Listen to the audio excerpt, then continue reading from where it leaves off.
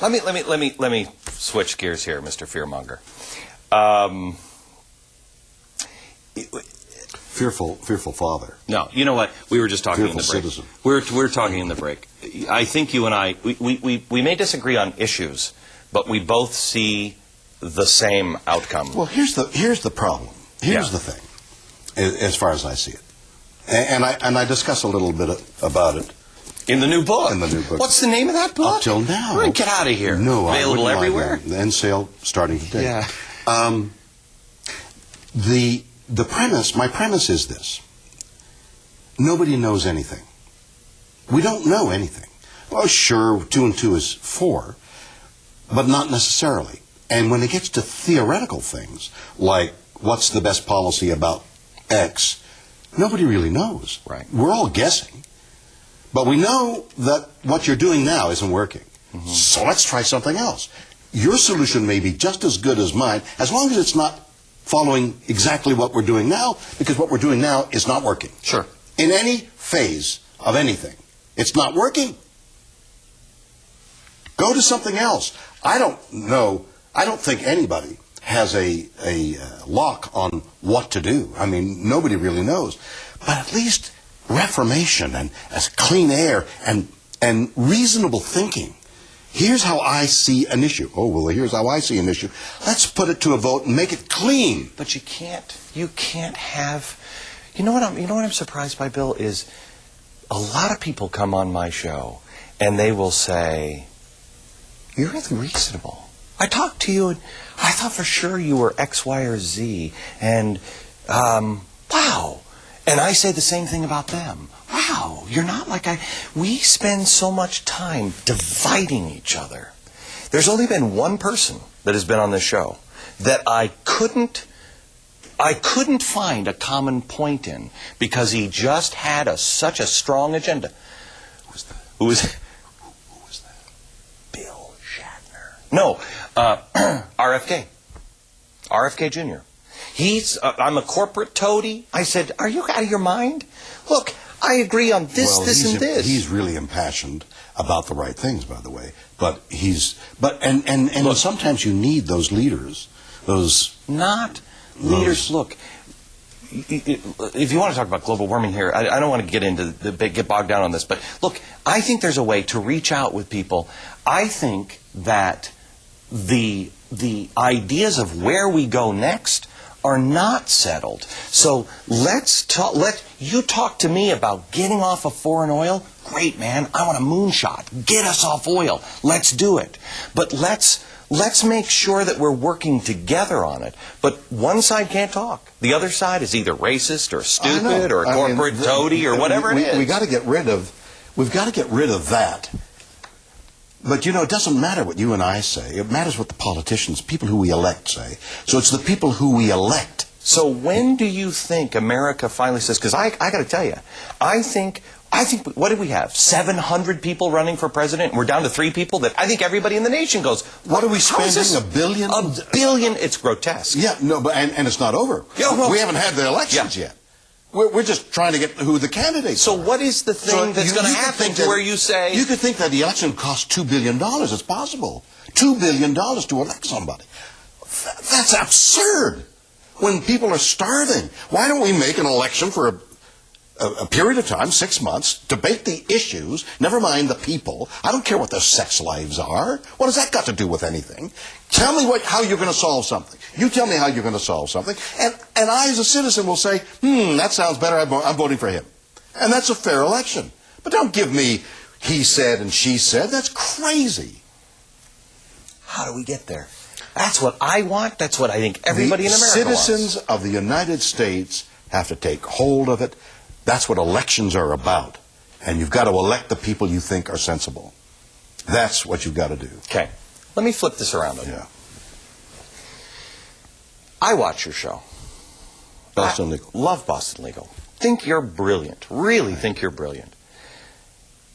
But how come you have to be crazy to be a conservative?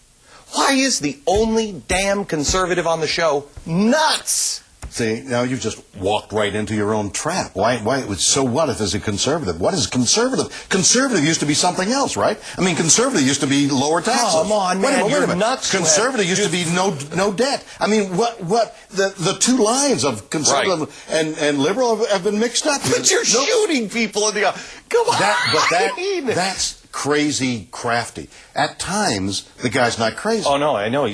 Look, there are times... Here's the thing. He may be pretending to be crazy. That's kind of what I'm playing. Because I have to tell you, I was at a hotel. I was traveling, and I was doing some shows on the road. And I'm at the hotel, and I turn on Boston Legal. And I swear to you, this is true. I turn it on, and I'm like, I'm going to watch it. I'll watch it when I get home. I don't want to be lectured tonight. Because I always feel like, oh, okay, I'm getting the lecture. Turn it off. Phone rings. I turn off the light. I go to sleep. Phone rings. Friend calls me and says, are you watching Boston Legal? I said, no. He said, you are a closing argument. They used me. I wasn't being lectured to. I was actually being lectured to on Boston Legal. It's great. I mean, it was great. Well, it was. No, it was cool. I mean, it was cool. It was like, I can't believe this. Well, I mean, this is ridiculous. But what's beautiful is that you stand for something. And you can rail against it or throw darts against it or agree with it. I mean, at least you stand for something. And somebody over here stands for something. This is what they want. This is what you want. So we'll elect it. So the majority of people, but they've got to educate them. So you can't be wandering around saying, well, it's the global warming or whatever it is. Election changing the issues around election funding. These are basic. I mean, you can't say, well, that's beyond I can't. It isn't. You give $100,000 in a donation to an elected official. You got to expect that they got to pay back. Yeah.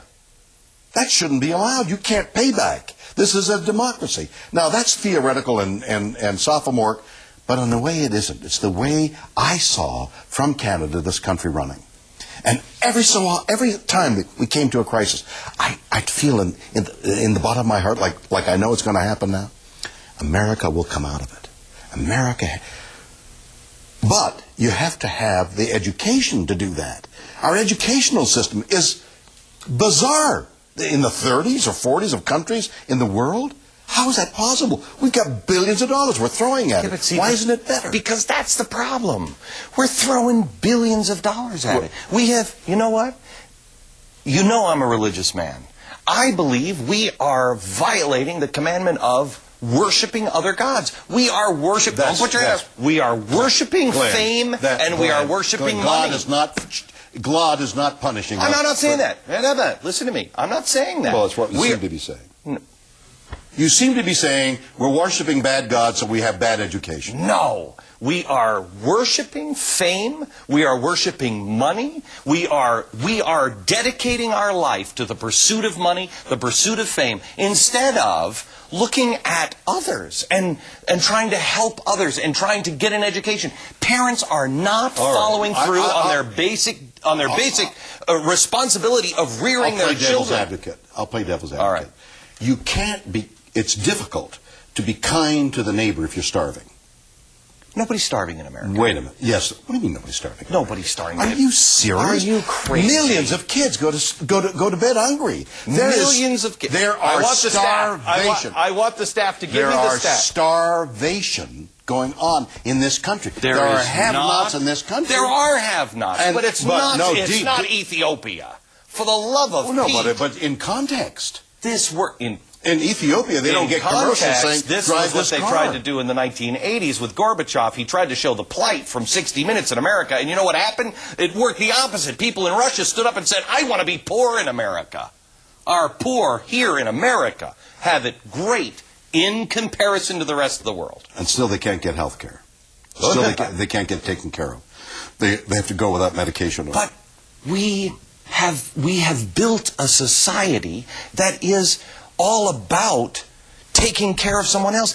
Damn it, stand up and take care of yourself. But I agree. Have a spine and take up. But they have to do that with education. They have to be saying, well, I've got a skill. I can do you know that in New York we're now considering paying children to go to school. We're giving you an education. You know what that is? You know what that is? That's desperation.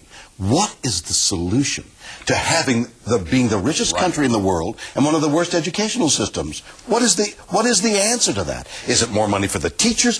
They tried that. What? And nobody's got an answer. It is the parents. It is the parents. Right. It is. And the parents are two jobs. The parents are doing two jobs because they've got to survive and pay the rent. Because we're living in houses that we shouldn't have. We have these enormous houses and these expensive lifestyles that we shouldn't have because we're worshiping the almighty dollar, fame, and stuff. Back with William Shatner.